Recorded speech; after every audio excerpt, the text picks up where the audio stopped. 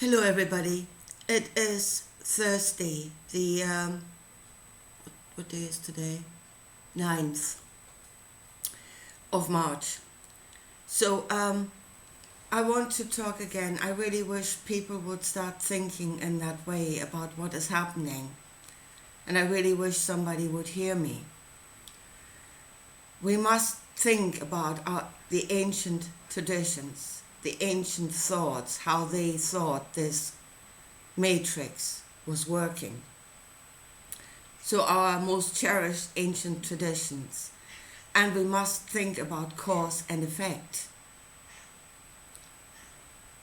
Because in a way they went far out, okay? They went above the physical to see the underlying forces that move the physical. Because the physical is not detached from the underlying force, the underlying reality, which is the underlying energy. Because the physical itself is energy at its core. And it is moved by the same forces. So it is as above, so below. It is both moved by the same thing. But they went above to see the underlying reality that would move the physical reality. And then really we must look at cause and effect. The greater cause that causes the effect here. Now at the moment, and the thing is, whatever laws, and those were laws, and in a way they were scientific laws, the Hermetic laws of duality, of as above, so below, the swing of the pendulum, all of that. They are basically scientific laws, but not, seeing how the physical moves, but how the spiritual forces move the physical. So they're spiritual laws. That is what they are, and they cause and effect. And the other thing is we must know that they were not infallible. Yeah? But what they thought, what they brought down as laws, are now creating outcomes because we are thinking according to them, we're asking according to them. That is our foundational knowledge from which we desire, think, speak, react according to those laws that have become the foundation of our thinking. They're in our DNA, so to speak. So when all these, and in such a creepy way, that all these ancient texts are suddenly coming up, they're coming up out of the ground, they're coming out of caves, they're just resurfacing. And it's really like, I think that might be part of what Jesus said, nothing was lost and it will not be found. We're finding the lot at the moment. But we're looking at them like that's something that was forgotten. Well, in a way it is forgotten because it's no longer in awareness. But it may have been forgotten, but it is still working in this world through us. Yeah? So it's not, they had ancient knowledge and we must really find out how they were thinking. We should do according to it or something like that.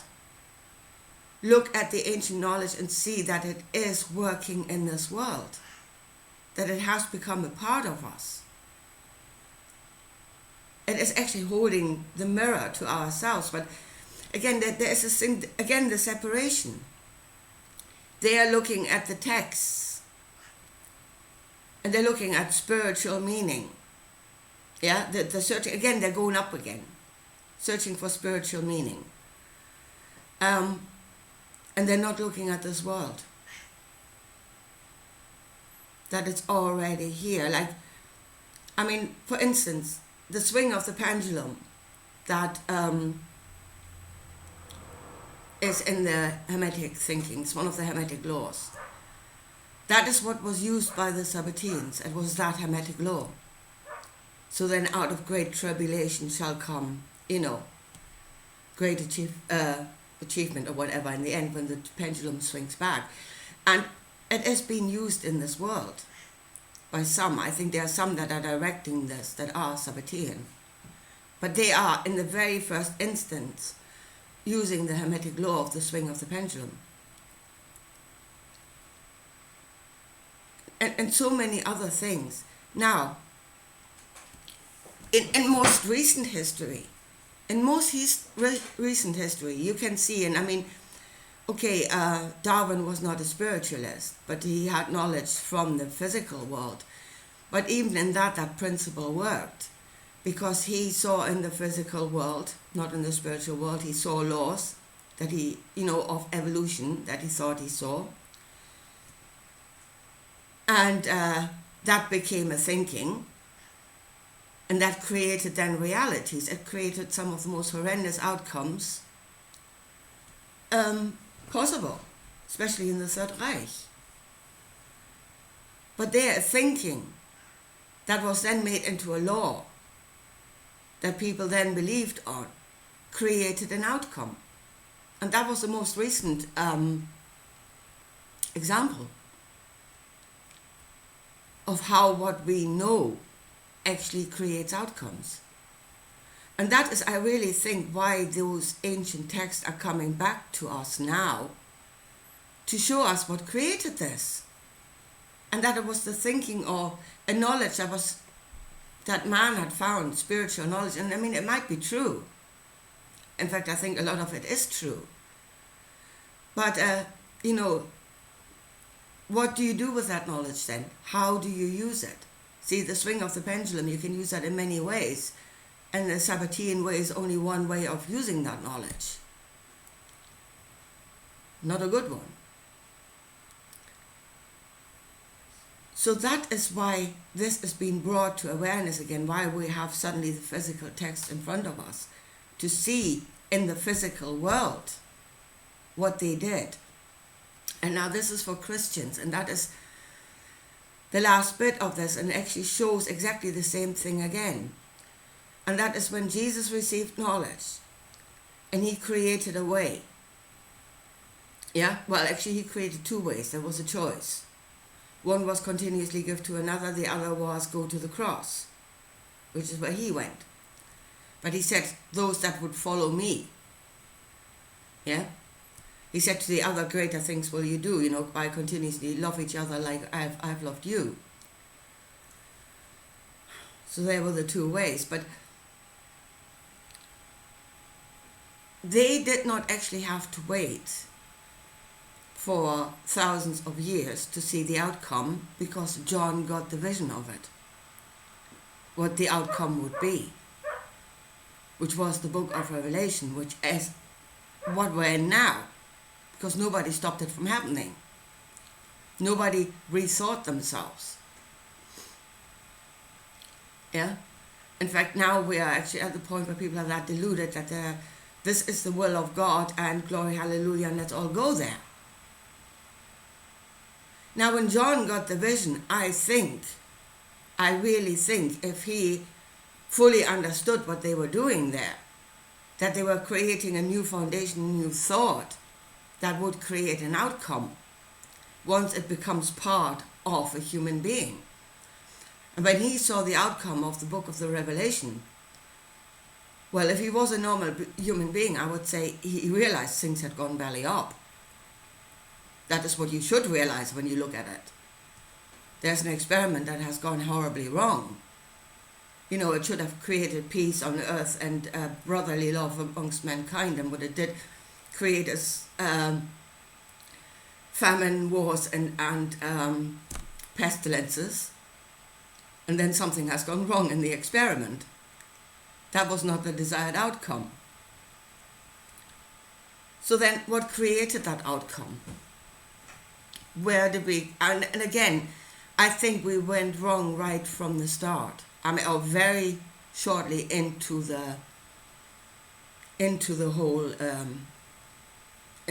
way of creating a future. And I think it went wrong with Paul. I think Paul was a culprit, one of the culprits that really set the whole thing on the wrong path. And then you really have to look at Paul and understand Paul and see what he actually was, because it worked through him. It was his perspective of what could be done with that knowledge and what could be done with the knowledge of the outcome that they already had.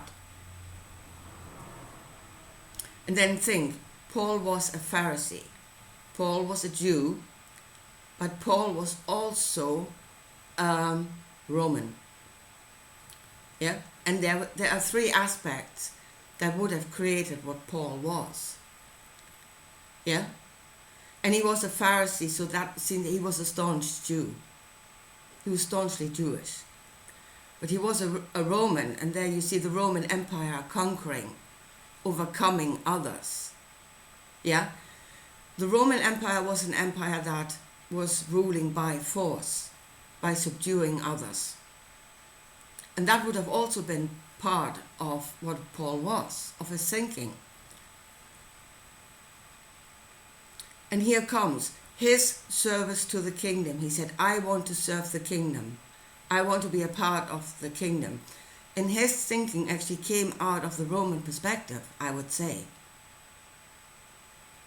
And that is by subduing the enemy. And that Paul then deliberately gave the wrong thinking to Rome to spiritually subdue.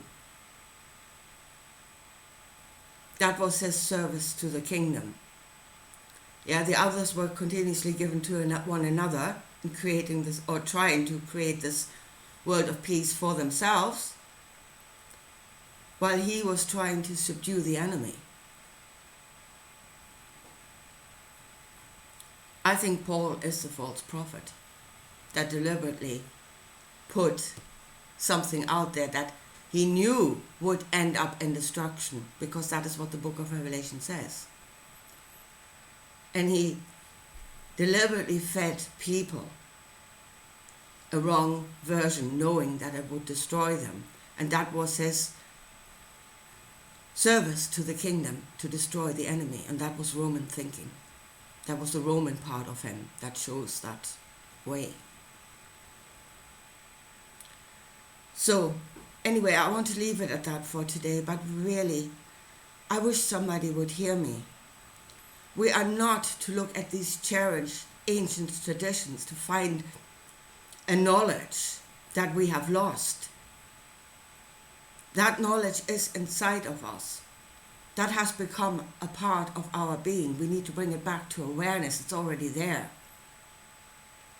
Yeah, don't dig for it in the ground or in caves, or, look inside of yourself. It's already there.